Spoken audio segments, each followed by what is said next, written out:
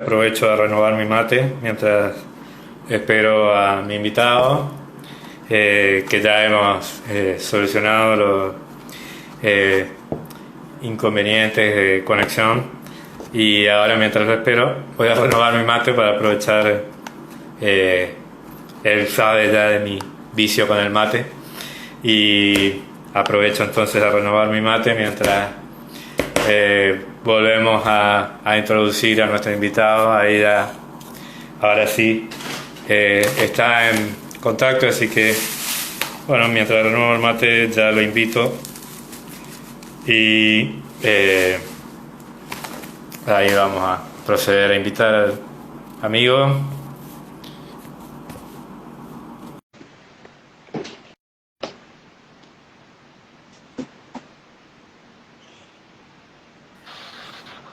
Ahí estamos. Muy bien, ahora sí. Ahora sí. Buenas noches, ¿Qué tal, Carlos? ¿Cómo te va? Buenas noches. bienvenido, gracias Alberto. Creo que tenía ahí algo que distorsiona la señal, tener alguna computadora Sí, tengo o algo cerca de la compu, estoy sobre la compu. ¿Querés que la apague? La apago. exacto, Ahí está. porque eso genera esta distorsión. Perfecto. No sé si vos me escuchás bien, pero Yo te escucho perfecto. ah, Yo te escucho lo perfecto. escucho como la cosa. Ahí está. Pasa que lo uso para sostener. Era tu tipo, Exactamente. Exactamente. muy bien. Bueno, mientras vos me escuches perfectamente, es lo que más nos interesa. Lo que queremos es brindarle a los que nos miren un análisis nosotros de la situación actual en relación con el interés del Estado, como ya sabés, hablamos de la composición de la Corte Suprema, por un lado, por otro lado, la justicia, la situación de la ley de ideología al uso de la justicia. Y bueno, una noticia que por acá, que Neuquén hoy fue un poco sancionado, algo por el estilo, no sé, eh, porque su idea es que las víctimas de género, de violencia de género, puedan portar armas. Y bueno, eso fue duramente criticado. Pero bueno, eso lo dejamos como final y si es que tenés ganas de opinar por ahí, bueno, eso no lo habíamos hablado y requiere algo más de conocimiento Dale. por tu parte. Dale. Bueno, en principio, ya sabes, todos somos ciudadanos, ¿no? Incluso los gobernantes. Y a veces creo que lo olvidan. Cuando son oposición se acuerdan que son ciudadanos, pero cuando gobiernan, a veces actúan un poco de manera despótica.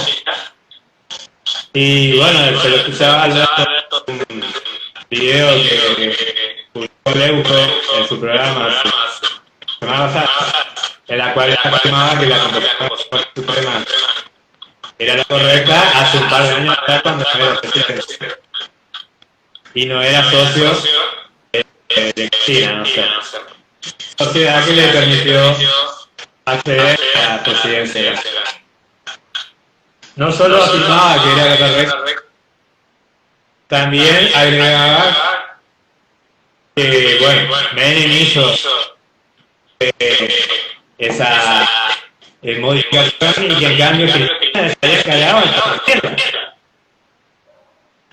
Entonces parece ahora sumamente tocadito, casi todo oportunista, como todos los oficialismos,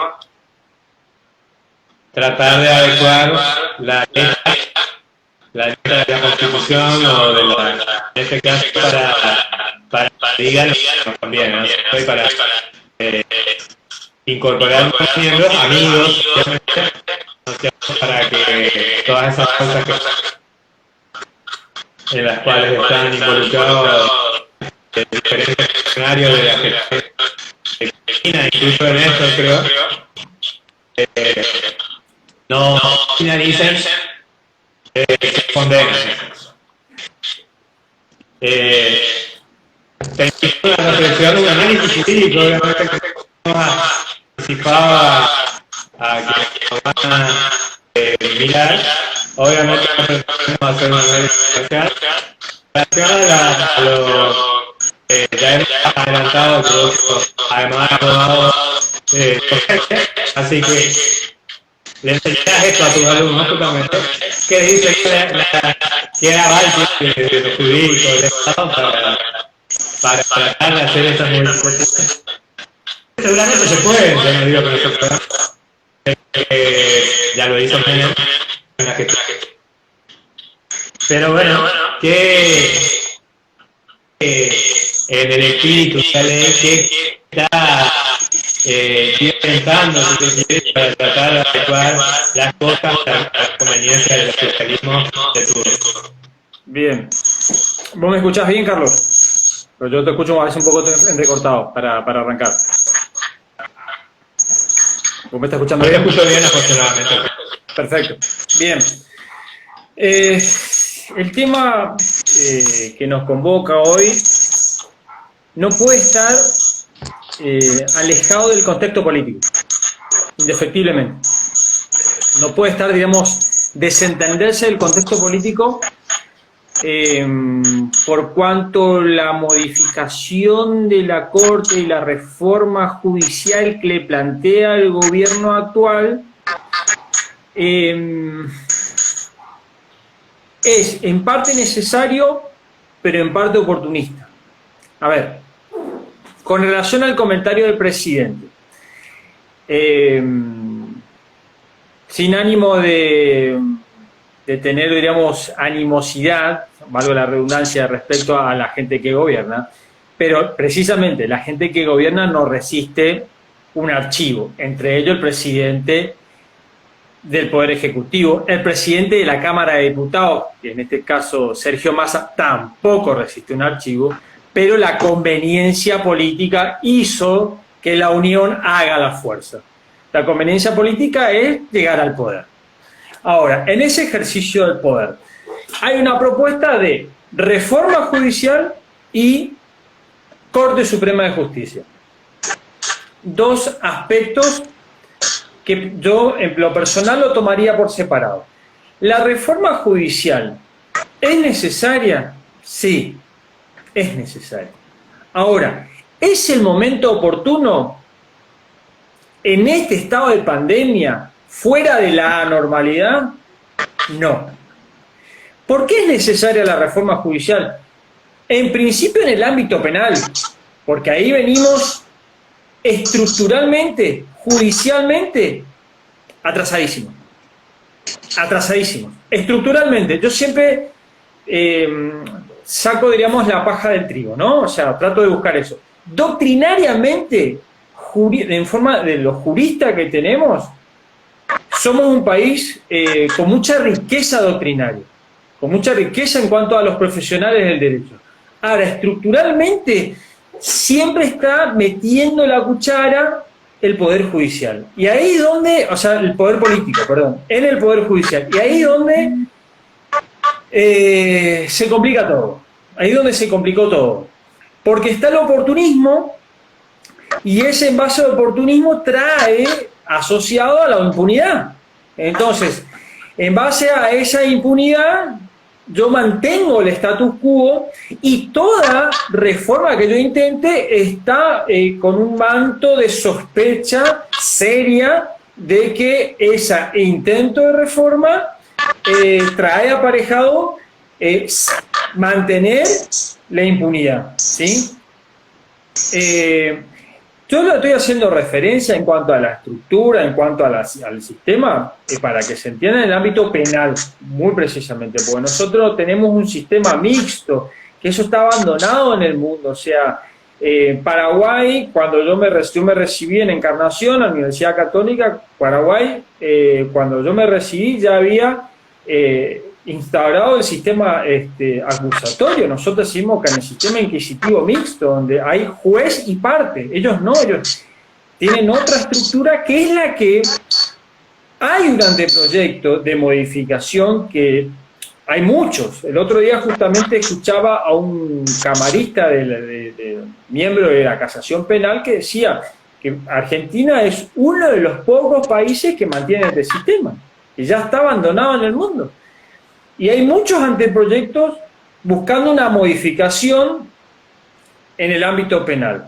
Entonces, la reforma judicial es necesaria, pero justamente, si reformamos judicialmente y tocamos el ámbito penal, donde hay funcionarios actuales que están siendo investigados e imputados de la comisión de un delito, donde a través de los medios de comunicación está más que manifiesta su cuasi responsabilidad, la objetividad al momento de llevar adelante una reforma judicial dista mucho, está muy alejado y trae lógicamente una connotación de vuelta oportunista que trata de decir, bueno, vamos a reformar y bueno, la casa, ¿sí?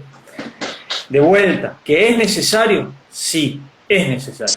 ¿Es el momento oportuno en plena pandemia, donde existen innumerables cataratas de prioridades? No.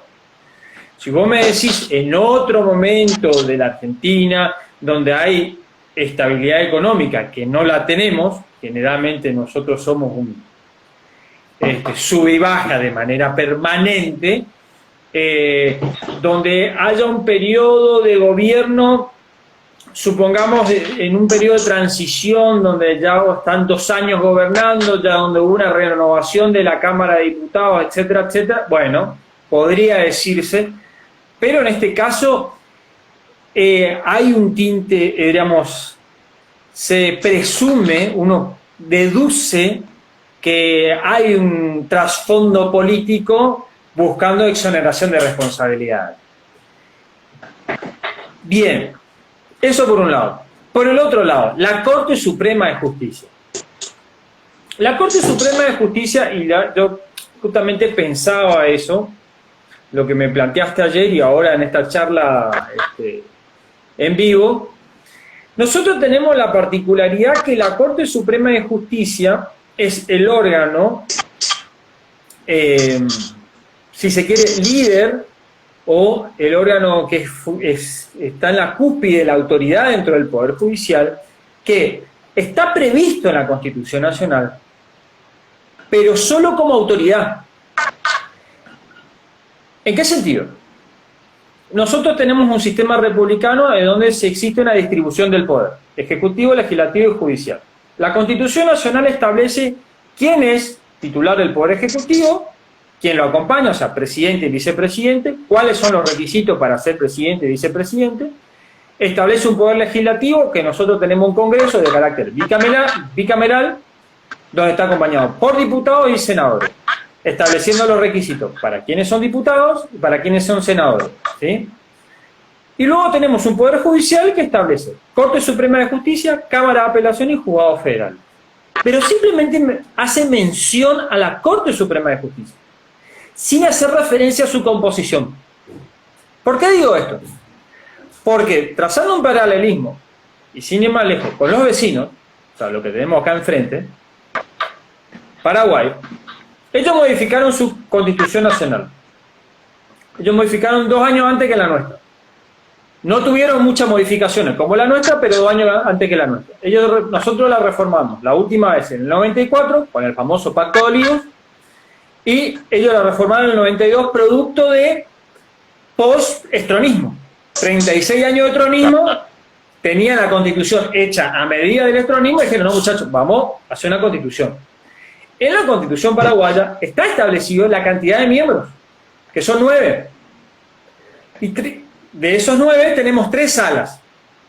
La sala constitucional, la sala penal y la sala civil.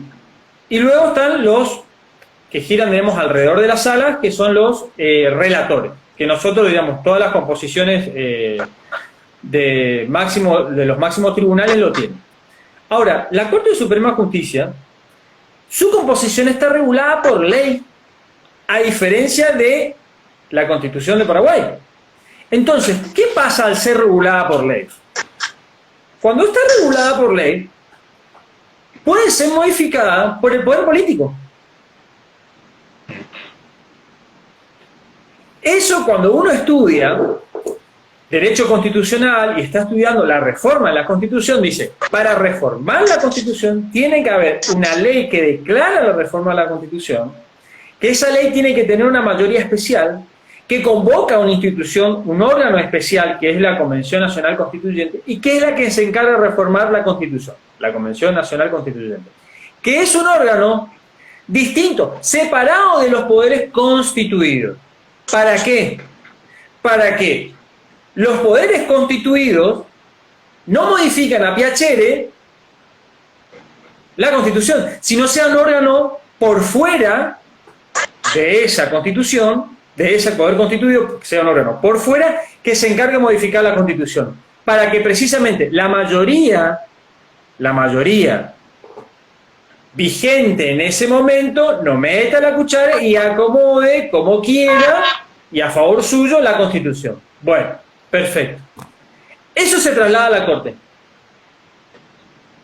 Eso se traslada a la Corte. ¿Qué pasó? Bien vos mencionaste la Corte Suprema de Menem, que lo modificó por ley y que constituyó 9 miembros, de los cuales tenía la famosa mayoría automática, que respondía políticamente a Menem. Entonces, diríamos, quienes recordamos, yo era adolescente, pero recordamos el gobierno de Menem, fue más o menos como el gobierno de Cristina, más o menos, porque, diríamos, en mi parecer, en mi humilde opinión, Menem parece un punguista, un ladrón de billetera de un colectivo, y esta es una profesional del robo, ¿no? O sea, Al Capone. Totalmente. O sea, tenía, diríamos, el nivel de corrupción muy estructurado. Y ocurrió exactamente lo mismo. O sea, primer gobierno, diríamos, con laureles y champán, festejando, diríamos, la gestión. Menem pasó lo mismo. Y el segundo gobierno se vino una debacle total, diríamos, que vino para atrás, que es como repetitivo en nuestra historia, y que nuestra historia nos tiene que enseñar, ¿no? Y ahí entra en juego lo que dice Alberto Fernández. Alberto Fernández, en la entrevista que daba en TN, decía, no, porque la Corte fue funcional, porque ¿quién nombró a los muchachos de la Corte? Lo nombró Menem. Al nombrarlo Menem, todas las causas de corrupción apelaban, llegaba a la Corte, y la Corte ¿qué hacía? Yo te debo un favor se paga con otro favor. Entonces, ¿qué hizo precisamente el primer gobierno kirchnerista? Desintegró la Corte, en donde particularmente nuestra vicepresidenta actual, expresidenta, formó parte del jurado de enjuiciamiento. Las causas de que tenían, digamos, esa mayoría automática, la mayoría renunció. Creo que, si mal no recuerdo, que 1 o 2 jueces se mantuvieron en el cargo y patalearon hasta lo último. Y de los cuales no lo pudieron, lo destituyeron. Me acuerdo del caso de Moliné O'Connor, ¿no? Tenía un apellido muy compuesto, muy particular, muy extranjero, el caso de Moliné O'Connor. Bueno, lo que hizo Moliné, digamos, fue desastroso. Entonces, en base a esos antecedentes, dijeron, no, vamos a modificar la Corte, vamos a constituir con 5 miembros y evitar lo que ocurrió en el pasado. Pero como nosotros no tenemos en cuenta nuestro pasado, sino que vivimos repitiendo, o sea, tenemos memoria a muy corto plazo y nos vivimos tropezando en exactamente la misma piedra. Ejemplo tenemos para hacer dulce, pero uno, la inflación. Desde que yo tengo memoria, convivimos con la inflación, y yo tengo 40, yo en la década del 80 lo recuerdo muy esporádicamente, vos también. Entonces la inflación es algo que está enquistado, es como convivir con el cáncer que tenemos. Bueno, los políticos también. Y este oportunismo que decir, bueno, reformemos la Corte, ¿con qué necesidad? ¿Cuál es la necesidad de reformar la Corte? ¿Por qué está funcionando mal la Corte? Voy a decir, bueno, porque no funciona. A ver, para que la gente entienda una cosa, la Corte Suprema de Justicia es el órgano máximo, la autoridad máxima del Poder Judicial del Estado Nacional. La Corte entiende de aquellas causas que la Constitución Nacional así lo establece. Obviamente que para llegar a la Corte Suprema de Justicia hay un filtro, ¿no? Vos tenés que cumplir ciertos determinados requisitos, o sea, no todas las causas llegan a la Corte, pero cumpliendo ciertos determinados requisitos que hace que vayan filtrando, vos llegás a la Corte. Ahora, que la gente no lo entienda, diríamos que solamente son 5 miembros y que los 5 miembros están, diríamos, con el expediente, estudiando el expediente. No. Cada miembro tiene, como si se quiere, como cada diputado que tiene 20 asesores, bueno, cada miembro tiene sus relatores, así se llama, digamos. Es conocido en el ámbito del derecho como relatores, que son gente, digamos, que se ocupa de las causas, no entre comillas sin importancia, pero de las causas comunes y corrientes que llegan a la Corte, ¿sí? De las causas aquellas que cumplieron ciertos requisitos que llegan a la Corte. El relator, ¿qué hace? Es, diríamos, una persona que estudia previamente, elabora un proyecto, pone a consideración de los miembros que fueron sorteados, el miembro elabora, lo estudia y dicta la sentencia, ¿no? Entonces no es que, digamos, hay 5 miembros para todo un país, no, hay muchísimas, digamos, muchos integrantes, digamos. Nuestro órgano provincial, nuestro órgano máximo provincial, el Superior Tribunal de Justicia, bueno, ellos también, cada camarista, digamos, cada miembro del STJ, tiene su propio relator. Entonces, querer modificar la Corte en esta instancia, en este momento de COVID, es muy... huele a mucha, diríamos, búsqueda de otra vez de impunidad, ¿no? O sea, de complicidad, de querer volver a hacer lo que ya lo hicieron, que es gente del mismo partido, que es gente que precisamente, que es una persona que criticó lo que ya ocurrió. ¿Se entiende? Entonces, sí. Claro, exactamente. Porque hay, diríamos, a ver, esto no ocurre, diríamos, en países normales, pero nosotros no somos normales. Argentina, lamentablemente, para mí no es un país normal. Somos, diríamos, gente, diríamos, normales. Tengamos presente que nosotros venimos desde el siglo XX al siglo XXI, ayudamos a sacar la cuenta, con más de 36 años, ¿cuántos años llevamos a democracia? Desde 83 a la fecha. Dale, 8 así 28. ¿Viste? 28. Claro, entonces, recién ahora tenemos democracia continua. Macri es el primer presidente que termina su mandato, que no es peronista, después del siglo XX. Ilia no terminó, Alfonsín no terminó, Irigoyen en el segundo mandato no terminó. O sea, del siglo XX al siglo XXI, Macri es el primer presidente no peronista que termina su mandato democrático. Entonces, no somos normales. Apenas. ¿Cómo? Y apenas. Pero terminó. Ahí a los manotazos Así. llegó ahí nadando, pero terminó. Bien o mal, pero terminó. Claro, terminó. Ahora, no podemos decir que somos un país normal. Para nada. A su vez, digamos, hay, digamos, una vinculación muy fuerte del ámbito político con la justicia. Cuando la justicia es un poder independiente, es, dentro de lo teórico, un poder independiente. Pero debería. Pero, digamos, la enorme influencia del ámbito político respecto a los jueces es como muy evidente, ¿no? Entonces, así se hace difícil. Es una institución muy manoseada, es una institución muy manchada, es una institución muy abandonada, porque precisamente esta es una institución que no genera votos. Yo siempre le digo a mis alumnos, inaugurar 5 casas en Barrio Itambé Guazú me da mucha más publicidad que nombrar 5 jueces. Porque 5 jueces, ¿qué hacen? Aquí, solamente aquella persona que va a la justicia y entra en la maquinaria judicial se da cuenta, diríamos, ¿en qué estamos? Pero la gente común y corriente que no recurre a un abogado, que no tiene problemas judiciales, ignora eso. Después ve la situación mediática, ¿no? Sí, pero la justicia. Bueno, ¿usted quiere una mejora de la justicia? Escucha a aquel candidato que propone invertir en la justicia.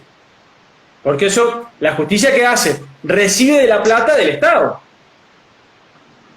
Y el Estado está compuesto por un ejecutivo que manda el proyecto del presupuesto general de la Nación y un Congreso que la aprueba. Entonces el Congreso dice, bueno, al Poder Judicial el Ejecutivo manda, le vamos a dar 10. Y el Poder Legislativo dice, no, vamos a darle 7. Ya está. Tenés que trabajar con 7. El Judicial propone, obviamente dice, bueno, yo quiero trabajar, necesito esto para laburar, ¿no? Pero después, los que terminan afinando el lápiz son los políticos. Lamentablemente funciona así. Entonces yo en lo personal no considero oportuno, no estoy de acuerdo con la reforma de la Corte, entiendo de que debe haber una reforma judicial, lo entiendo, o sea, estoy consciente, debe ser así, debe haberlo, pero no es el momento, por lo menos los que lo proponen no deben, en principio, tener la cantidad de funcionarios vinculados a casos de corrupción. Y encima, no son casos de corrupción donde podría presumirse o acusarse, porque te voy a dar un ejemplo. Existen varios funcionarios del gobierno anterior en donde están siendo imputados de delito de corrupción. Por ejemplo, el ministro de Transporte, que era Dietrich, ¿no? Por el tema de las concesiones y los peajes. Bueno, se le imputó un delito. Listo, perfecto. Por el espionaje, se le imputó un delito. Listo, se está imputado. Ahora, hay, digamos, ciertas situaciones de corrupción que fueron, por los medios de comunicación, muy puestas las claras, de que estaban, diríamos, en el gobierno anterior. O sea, no el gobierno anterior, digamos, con el partido que gobierna hoy, ¿no? José López y los bolsos del convento, que era secretario del actual vicepresidente. O sea, es algo que está a la vista y que vos decís, no puedo tapar, diríamos, ahí. Está a la vista. ¿Se entiende? Los otros se presumen. O sea, la imputación a Dietrich, bueno, se abrirá una causa, Dietrich deberá, diríamos, si él estuvo a derecho, si obró de buena fe, si cumplió, bla, bla, bla, bueno, y si no cumplió, bueno, actuará la justicia y se le aplicará la condena que corresponde y listo, y punto, y se acabó.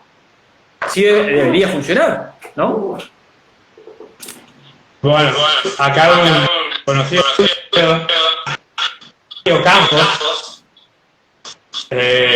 dice, no debería ser así, pero no se aplica en la práctica. Bueno, obviamente, con todo tu análisis, ¿cierto? Y ahí, como ya que ha sido bien claro y profundizante,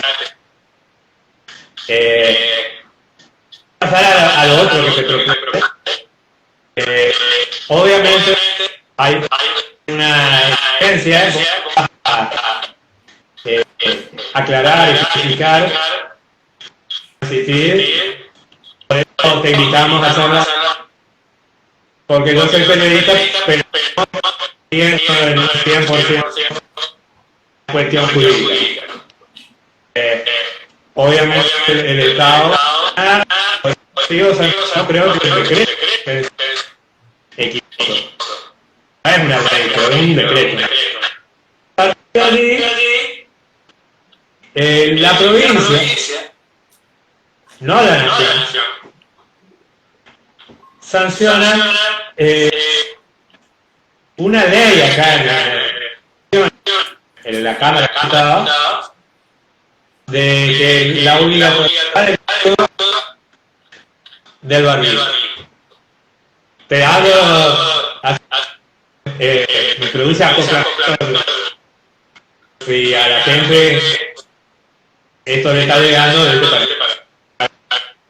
para que escuche, para que entienda. A partir de esa, ¿cómo nos vamos a aplicar? Significativas reales, obviamente. El tema es, como vuelvo a insistir, todos como ciudadanos, que en paralelo a la hora de su implementación, el otro día, dependencia en la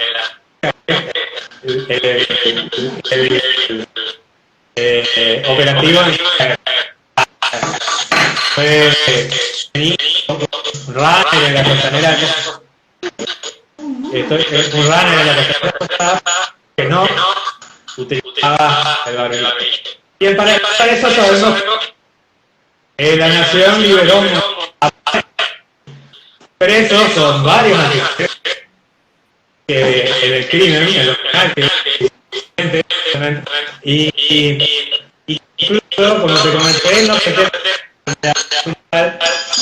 pero la abogada Cruz, que sancionada porque pasó por encima de la vida que costó la vida a esa otra persona, inició la pena, y sin embargo vemos que no tiene parientes, como en el caso de esposa de un director de uno ve que se le aplica de manera muy dura y en otros se le flexibiliza. Al ciudadano común no le gusta todo esto, ¿no? Como cualquier multa, etc. Por ahí estaría bien, no hay nadie. Sabemos que tratado de evitar reducir la circulación del contagio, etc. Pero, por otro lado, sabemos que estamos en una situación de una provincia fronteriza en casi todas cuestiones. Podría citar casos de personas que han contado que han cruzado y volver, y por lo tanto todo esto tiene un montaje de software que hace que la desproporción de la inestabilidad de la al ciudadano le resulte cada vez más antipático. Entonces, y el análisis de eso, obviamente, es lo que yo siempre lo que Bien, la última parte se entrecortó un poco, Carlos, no te pude escuchar bien. Pero bien, más o menos la idea la transmitiste. El tema del tapaboca, la detención del runner y la abogada esta Santa Cruz y la apatía de la gente. A ver, el Estado tiene la facultad de restringir derechos. siempre y cuando esté debidamente justificado. Estamos frente a una situación excepcional, sin duda. O sea, el tema del COVID y no tener, diríamos, una vacuna que nos auxilie, buscamos, diríamos, las medidas preventivas. Entonces, el Estado, en base al bienestar de carácter general, que es un principio que está vigente en nuestra Constitución y en el ordenamiento jurídico a nivel nacional e internacional, puede invocarlo para decir, bueno, voy a tomar esta medida para proteger a la ciudadanía en general. Yo recuerdo el tema del tapaboca, ¿no? Al comienzo de esto, al comienzo de la cuarentena, estamos hablando de marzo, decía que el uso del tapaboca no era obligatorio. ¿Por qué? Porque el tapaboca se utilizaba simplemente para aquellas personas que estaban enfermas, ¿no? Médicos, farmacéuticos, salían, digamos, en los canales de noticias diciendo esto. Después, digamos, de una investigación, determinó, diríamos, que el tapaboca es un instrumento que reduce la contagiosidad, ¿no? Reduce el contagio. Perfecto. Bien.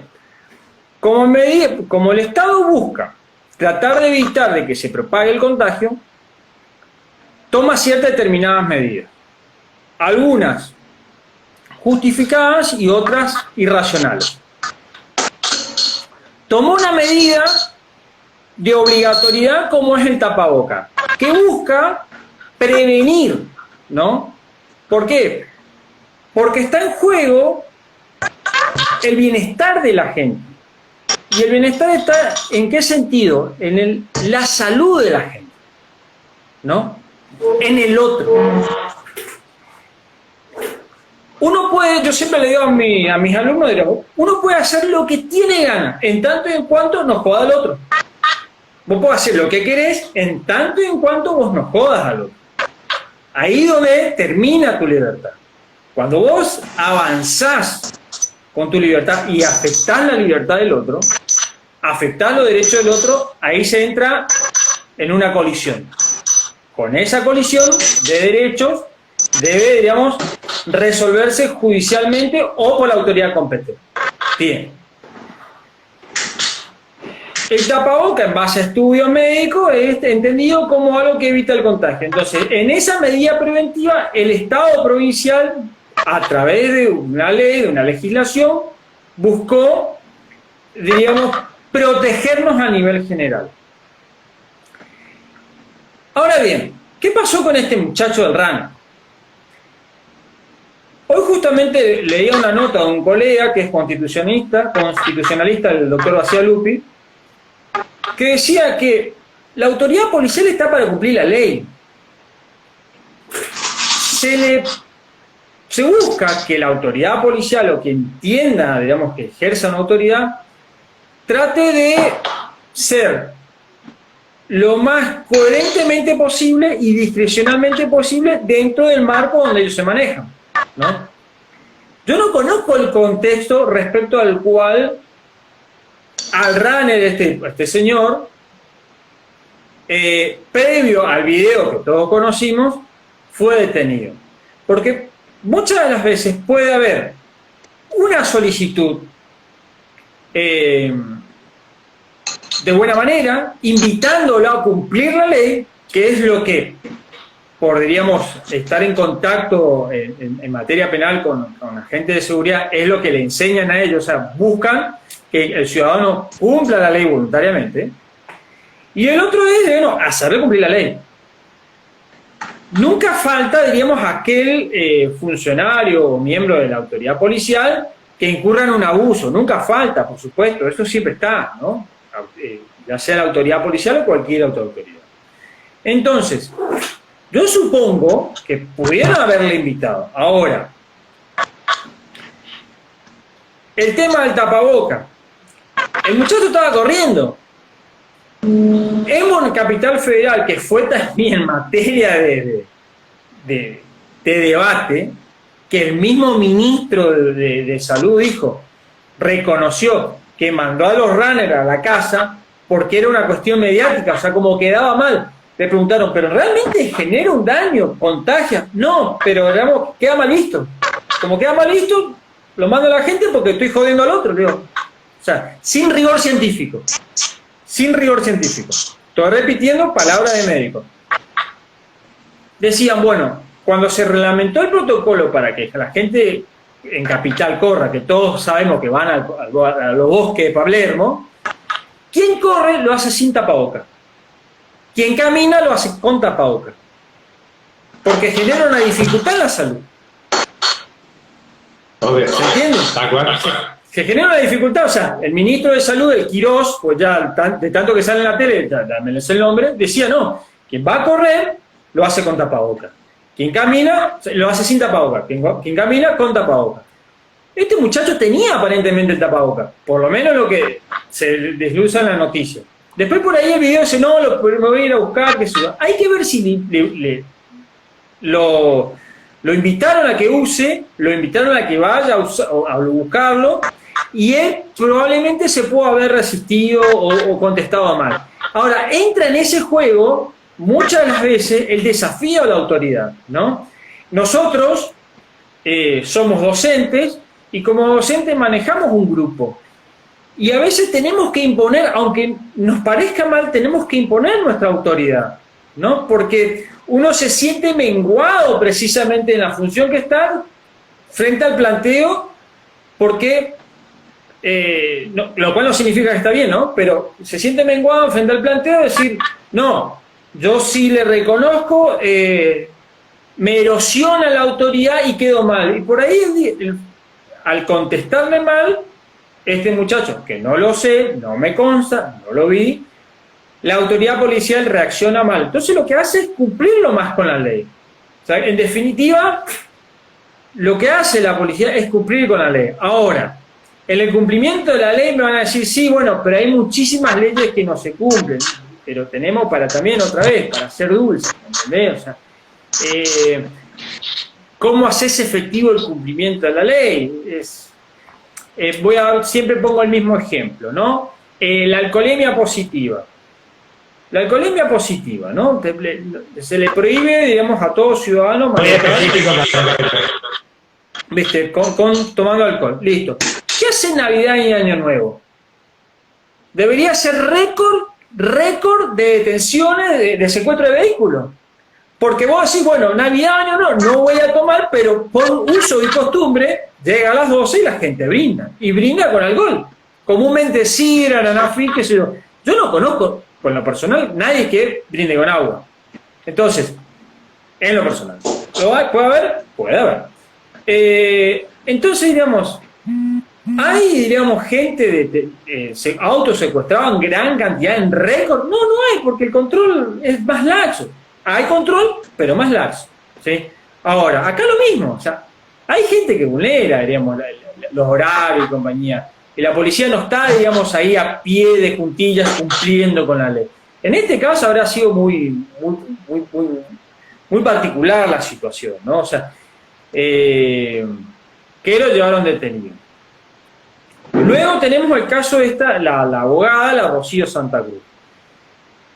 Esta chica fue el caso muy conmocionado, vinculado también por eso, porque ella dio la alcoholemia positivo en un accidente de tránsito y no está detenida, pero estuvo. En el proceso ella estuvo detenida. Condenada. Exactamente. Antes de que fuera condenada, ella estuvo detenida. Logró la excarcelación. Luego, digamos, volvió a ser detenida porque se hizo la vida, digamos, no es una persona con una ejemplaridad de conducta, ¿no? Porque ella la escracharon por ser precisamente tan conocido el caso, yéndose de vacaciones, cuando ella tenía prohibido la salida del país. ¿Cómo, Carlos? Porque además conoce la ley un poco más que cualquier ciudadano. Ni hablar. O sea, no podía decir, bueno, yo no sabía. Eso sí que lo voy a hacer. Yo no sabía, bueno, la verdad que no sabía, no estaba enterada, la verdad que qué novedad. Todas sus actitudes son... Claro, esta mujer tensa, claro, con su actitud tensa. Exacto. tensa la relación con la justicia, tensa porque tuvo conductas que no, digamos, fueron ejemplares, ¿no? Entonces, se dan estas dos situaciones muy puntuales donde una persona es condenada, se le da el beneficio por el tipo de delito que tiene, que respecto a es condenada, a que todavía se mantenga en libertad. La condena es 3 años en prisión efectiva, pero la ley le da la posibilidad de mantener la libertad, por ser tan pocos años, mantener la libertad. Entonces, durante todo el trayecto del proceso que dure la apelación, ella va a estar en libertad, ¿sí? A este señor, diríamos, la persona que estaba corriendo, y sí, lo detuvieron, diríamos, evidentemente por una singularidad, porque si, de vuelta, si la policía se pone a pie de juntillas a cumplir la ley, yo creo que no va a ser la única persona detenida, ¿no? O sea, claro, si hace una recorrida por los barrios, hay absolutamente falta de distanciamiento social, diríamos. Ahora hay un decreto que prohíbe las reuniones familiares. Y en los barrios la gente se reúne, entonces, ya cuando es muy evidente, muy manifiesto, muy grosero, ahí sí la autoridad, frente a su vez a una denuncia, ahí sí la autoridad policial generalmente actúa, ¿no? Pero la gente se sigue reuniendo sin mayores inconvenientes. Ahora, cuando ya como hacen una fiesta, ponen música, etcétera, ya lo hacen, bueno, ya más más abiertamente, a la vista de todo, ahí es donde entra a intervenir la autoridad policial, ¿no? Además, creo que a mucha gente quizás le molestó también por tal, ¿te acuerdas que hace un mes, o no más de eso, un funcionario de la provincia fue echado por el gobernador? Sí. Una acción similar en el mismo.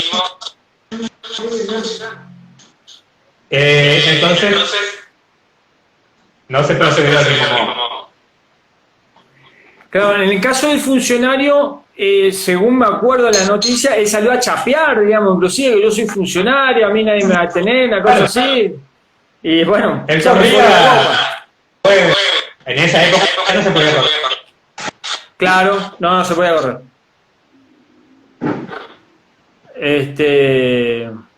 Ahí justamente una persona que está dice, voy a leer un comentario de una participante. Sí, la policía también en las calles son muy prepotentes, por ejemplo la motorizada te obliga a parar cuando estás circulando, ellos te cierran y te piden los papeles. Sí, no, eso no está bien.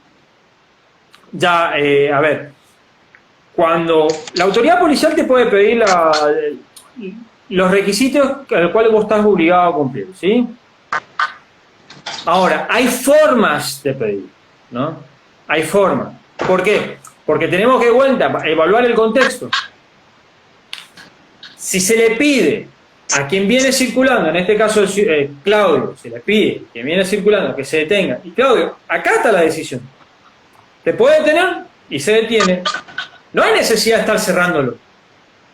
No bien, si Claudio, si Alejandro, si Carlos o Alberto no viene haciendo ninguna maniobra incorrecta, no viene a simple vista a una velocidad por encima de lo permitido, ¿por qué debería la policía actuar de esa manera para detener, para reducir su velocidad y, digamos, increparlo al costado si no está haciendo nada? Si viene una velocidad normal, se le acerca, mirá, necesitamos que te detenga, qué sé yo, no estás haciendo nada, la persona se detiene. Ahora, si la persona se niega, otro tema. Pero si vos no tenés ninguna conducta que amerite a que te cierren, eso está mal. Está, digamos, por eso yo a Claudio le digo, yo a veces menciono hoy, dentro de la autoridad, dentro de quienes estamos frente a un cargo, vos, Carlos, yo, digamos, como somos docentes, estamos frente a un grupo, ejercemos una cierta autoridad, están las formas, ¿no? Están las formas. ¿no? De ejercer esa autoridad, ¿no? Y en ese ejercicio, diríamos, están las correctas y está la prepotencia, que busca, diríamos decir, acá estoy, yo soy la autoridad, que es indirectamente un signo de minusvalía, diríamos, por parte de quien pretende ejercer la autoridad, ¿no? La prepotencia trae de por sí una forma, diríamos, de una minusvalía en cuanto a la estima que tiene o al rol que quiere cumplir, digamos. Generalmente en mi actividad profesional, cuando me ha tocado a veces ese tipo de funcionario, encontrarme en una comisaría en donde el más prepotente es el de más bajo rango. Cuando termina hablando con el comisario te suele atender de la mejor manera posible. Pero en la comisaría el limpiapiso es el que más quiere mandar. Me ha tocado. Entonces, sí, cuando te termina hablando con el dueño del circo, sí, usted que necesita, bueno, mire doctor, esto no es así, así, no va a poder ser, de buena manera, con buena diplomacia. La conversación siempre es buena. ¿Cómo? Sí, claro. Como corresponde. Claro, exactamente. Ni te adula ni te... Exactamente. Alberto, Sí. la pregunta era ¿qué pertinencia la ley de obligatoriedad en el uso de drogas? ¿Es constitucional? La pregunta también es porque la consecuencia es para nosotros somos el Estado, no le van a llover una catarata de crisis a este Rubner, por ejemplo, todos los que hayan sido detenidos y pierdan el Estado porque no quieren esta ley, porque puede ser ley la autoridad del uso de los hijos. No me parece, no entiendo por eso que se pregunta. A ver, de vuelta, estamos frente, es muy buena la pregunta, porque vos tenés que evaluar la constitucionalidad con la vulneración del derecho. O sea, qué derecho está siendo colisionado al momento de que la ley te obliga a usar un instrumento de protección.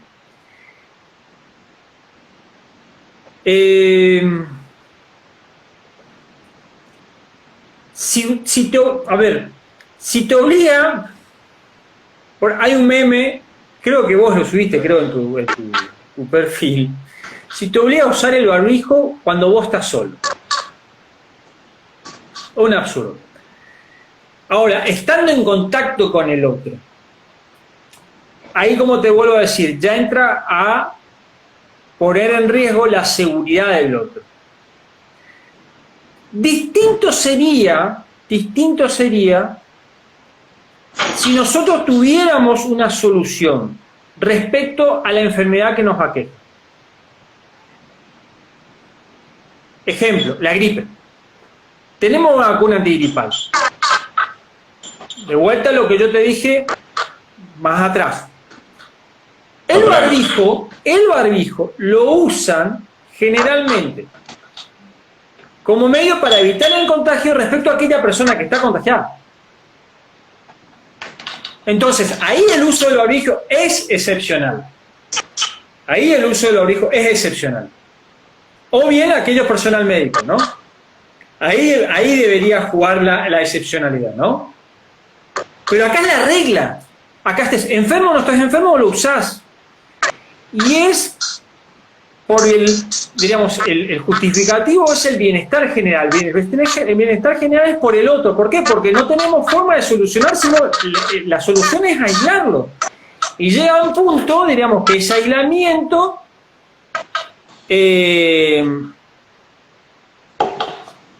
puede, diríamos, repercutir económicamente y estructuralmente. ¿En qué sentido? Porque si nosotros tenemos una provincia controlada en cuanto a la pandemia, pero Buenos Aires no, por ejemplo.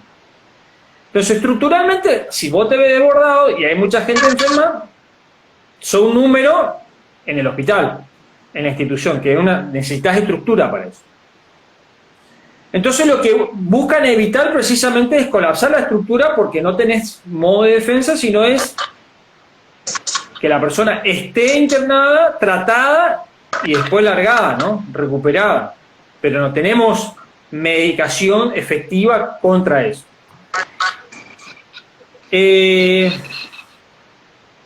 Si es constitucional, diríamos, la pregunta sería, ¿por qué sería inconstitucional? ¿En qué momento, qué derecho vulneraría ahí, digamos, porque estaría vulnerando la libertad individual?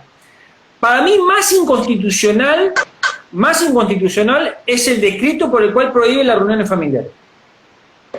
Para mí, más inconstitucional. Porque el barbijo incluso, diríamos, es una especie de casco. Para darte un ejemplo, en Estados Unidos el casco no es obligatorio. En Estados Unidos, por eso vos ves no solamente en la película o en series, ves alguna imagen, qué sé yo, ves gente circulando sin casco y gente circulando con casco. Porque en Estados Unidos te dicen, vos te matás como querés. Acá el casco es obligatorio, porque el casco, diríamos, en un accidente te da la probabilidad de que la persona se salve. Allá no, te dan la libertad, porque en Estados Unidos la libertad es un valor muy importante, es un valor de carácter superior. Por eso es tan resistido, por ejemplo, el uso de los barbijos. Donde estados, lo he visto, diríamos, las noticias, en donde los estados, donde se ha propuesto la obligatoriedad del uso del barbijo y la gente se ha resistido en la audiencia pública. Pues yo soy libre, yo tengo la libertad de elegir cómo carajo me contagio, si me contagio y cómo me muero. Pero ellos tienen muy arraigado esa libertad, ¿no? Nosotros tenemos otra percepción. Nosotros, en base al bienestar general, ese principio, también, digamos, se ha llevado adelante muchas de las veces violaciones de los derechos individuales de las personas, ¿no? Está claro. ¿Cómo está funcionando desde que arrancó la pandemia? Provincia, casos, esta nueva normalidad. Ya la justicia sabemos que viene. Se acabó eso. Da igual, simplemente. El que vos decís el tema del sistema judicial ahora con el tema de la pandemia. Es la estructural, el funcionamiento. Los juicios, etcétera, están. A ver, tenemos que distinguir dos ámbitos: la provincia y la justicia nacional.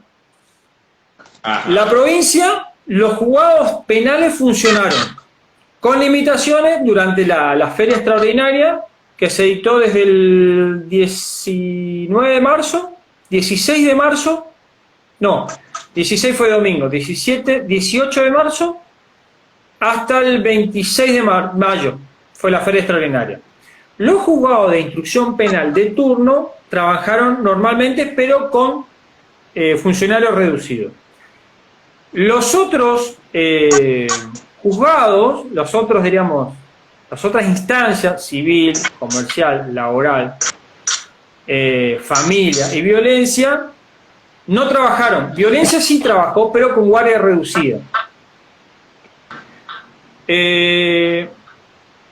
Familia comenzó a funcionar una semana antes, el 26 de mayo, y civil, comercial, laboral comenzó a funcionar en esa semana del 26 de mayo. Obviamente que el funcionamiento introdujo nuevos cambios, ¿no? Porque ahora tenés que pedir turno para irte al juzgado, se avanzó con la digitalización de los expedientes, párrafo aparte. Estamos hablando, diríamos, de la inversión. El Poder Judicial tiene un sistema que se llama el SIGET, ¿no? Que fue creado para la digitalización de los expedientes. Bueno, ¿qué pasa? Lo tenían ahí archivado.